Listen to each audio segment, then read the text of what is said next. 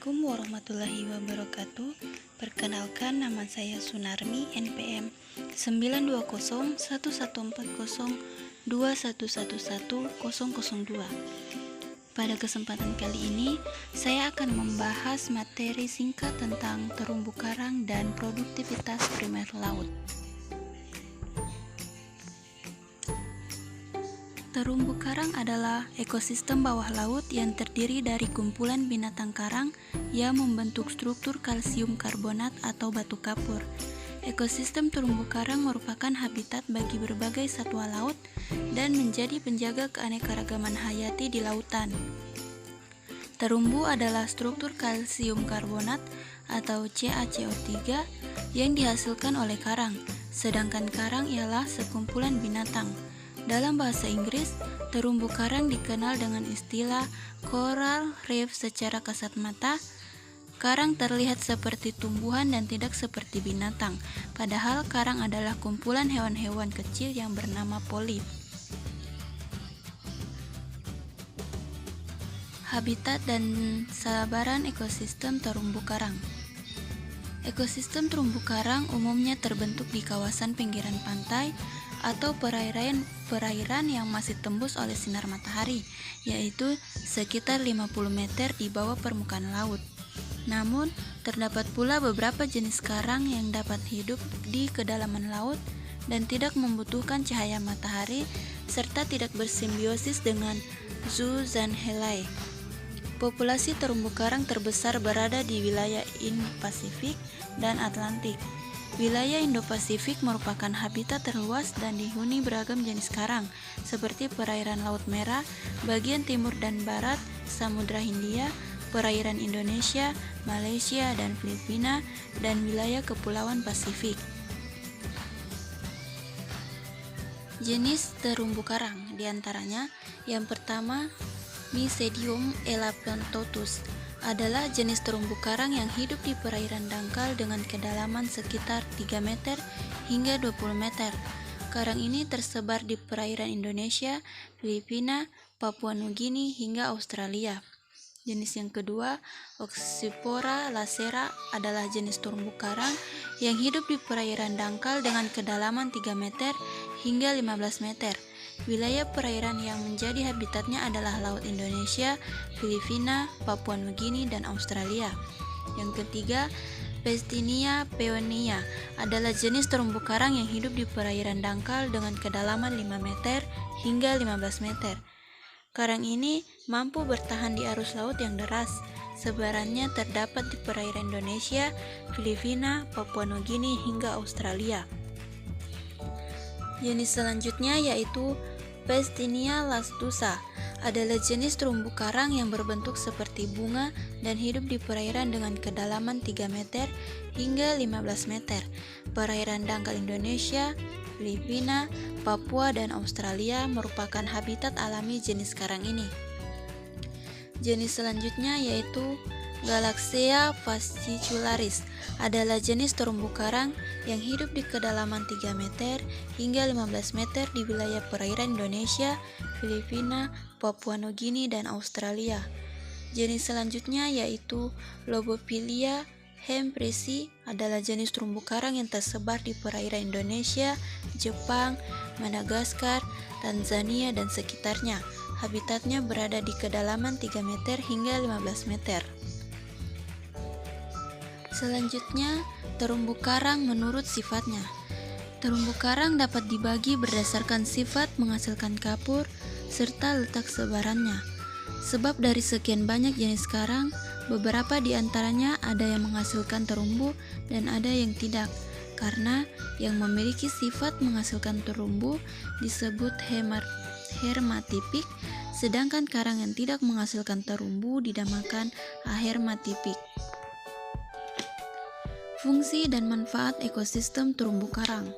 Jadi, ekosistem terumbu karang menyediakan persediaan makanan dan obat-obatan bagi manusia masa kini dan masa mendatang. Selain itu, kumpulan karang juga menyajikan panorama keindahan yang menjadi magnet wisatawan sehingga menambah sumber devisa negara melalui sektor pariwisata. Wisata bahari Indonesia merupakan salah satu aset utama pendapatan negara. Biksabai terumbu karang merupakan habitat bagi ribuan binatang dan tumbuhan laut yang bernilai ekonomi tinggi. Beraneka binatang menjadikan karang sebagai habitat, tempat mencari makan, berkembang biak, dan tempat perlindungan. Selanjutnya, penyebab kerusakan terumbu karang di Indonesia. Beberapa penyebab kerusakan secara spesifik disebabkan oleh faktor-faktor berikut. Di antaranya, yang pertama, buruknya kesadaran mengenai pentingnya sumber daya ekosistem bawah laut dari sisi ekonomi, sosial, dan budaya. Yang kedua, tidak ada pengelolaan serius terhadap sumber daya terumbu karang. Yang ketiga, penegakan hukum yang lemah terhadap pelanggaran tentang pemanfaatan dan pelestarian ekosistem laut. Selanjutnya, alih fungsi kawasan pesisir menjadi hunian dan kawasan industri yang memberikan dampak terhadap lingkungan pesisir. Selanjutnya, kemiskinan masyarakat di wilayah pesisir sehingga memaksa mereka untuk mengeksploitasi sumber daya laut secara terus-menerus. Dan yang terakhir yaitu kebijakan politik dari pemerintah yang kurang memperhatikan masalah terumbu karang. Selanjutnya kita akan membahas tentang produktivitas primer laut. Jadi konsep dasar produksi primer yaitu produksi molekul organik dari molekul anorganik atau CO2 melalui proses fotosintesis dan kemosintesis. Organisme yaitu produsen primer atau autotrof untuk memperoleh energi. Organisme melangsungkan proses produksi primer atau bergantung pada produsen primer yang berada pada dasar rantai makanan. Pada ekosistem laut terbagi menjadi dua kelompok. Yang pertama, kelompok fotosintesis dominan yaitu alga dan kelompok kemosintesis dominan yaitu bakteri. Fotosintesis, energi untuk membentuk molekul organik diperoleh dari matahari. 6 CO2 ditambah 12 H2O ditambah foton menghasilkan C6H12O6 ditambah 6O2 ditambah 6H2O. Terbatas pada air permukaan dan zona intertidal sampai kedalaman 200 meter. Kemudian kemosintesis memanfaatkan oksidasi molekul anorganik seperti gas hidrogen, hidrogen sulfida atau metana sebagai sumber energi. 6 CO2 ditambah 6 H2O ditambah 3 H2S menghasilkan C6H12O6 ditambah 3 H2SO4.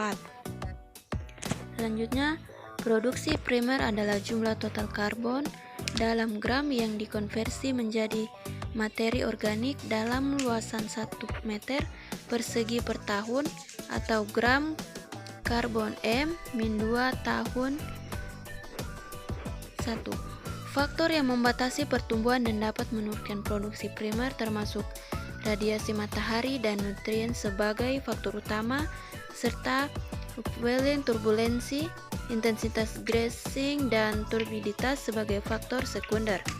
Hanya 0,1 sampai 0,2% radiasi matahari digunakan untuk fotosintesis dan disimpan sebagai energi dalam senyawa organik. Produktivitas sangat bervariasi pada bagian laut yang berbeda sebagai respon terhadap ketersediaan nutrien dan cahaya matahari. Produktivitas rendah dapat menjadi di daerah tropis dan subtropis. Cahaya matahari melimpah tapi menyebabkan termoklin tajam yang membatasi upwelling nutrien. Produktivitas tinggi dapat terjadi secara lokal di daerah upwelling di pesisir dan di terumbu karang. Di daerah temperata, produktivitas menunjukkan pola musiman. Air di kutub kaya akan nutrien sepanjang tahun, tapi produktivitas hanya tinggi pada musim panas ketika cahaya berlimpah.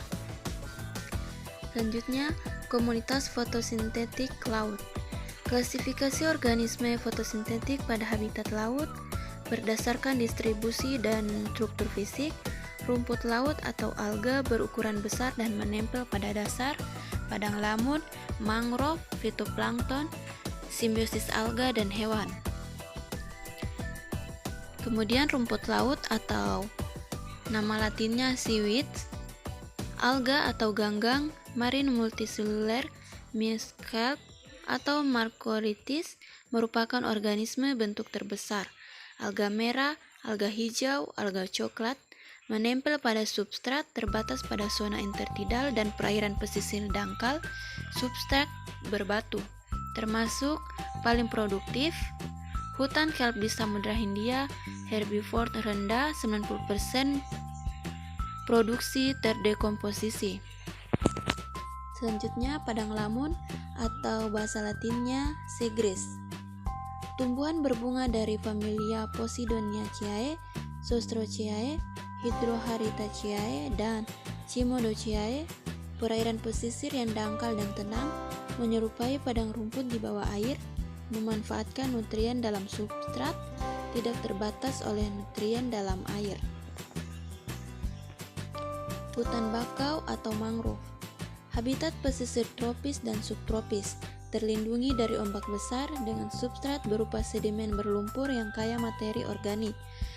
Tumbuhan Rhizosphoraceae. Selanjutnya fitoplankton. Fitoplankton merupakan makanan bagi zooplankton dan hewan air lainnya, sehingga dalam rantai makanan, fitoplankton merupakan makanan yang paling pokok tersedia secara alami. Kesuburan suatu perairan pada hakikatnya ditentukan oleh besarnya produktivitas primer perairan tersebut. Sementara itu, yang memegang peranan penting dalam produktivitas primer adalah fitoplankton sebagai produsen primer. Produktivitas primer kotor.